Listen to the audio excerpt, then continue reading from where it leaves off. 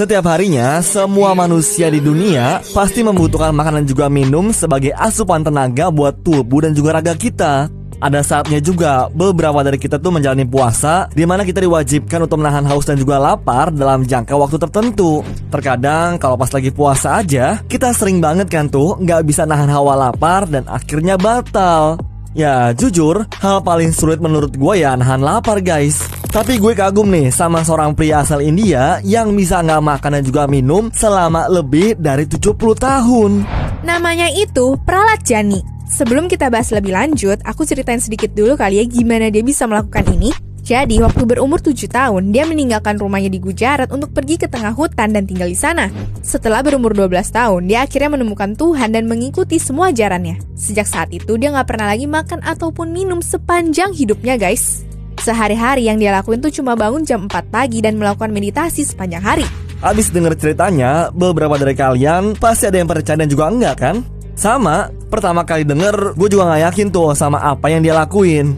Lagian setahu gue nih ya, menurut artikel, manusia itu cuma bisa bertahan hidup tanpa makan selama 3 minggu. Sedangkan kalau gak minum sama sekali, paling cuma bakal bertahan selama seminggu doang.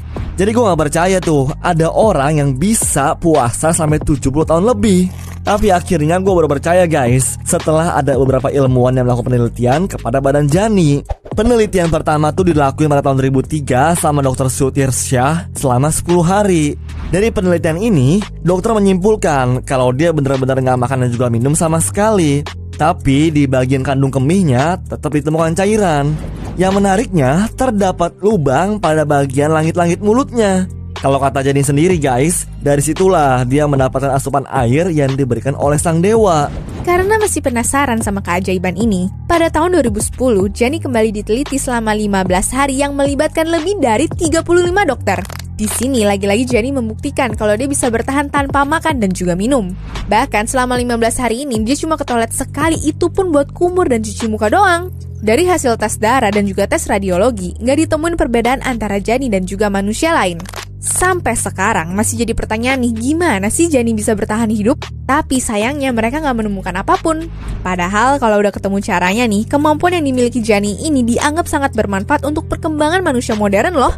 Kalau menurut kalian gimana caranya tuh ya Jani bisa bertahan hidup? Coba kasih tahu kita ya di kolom komentar.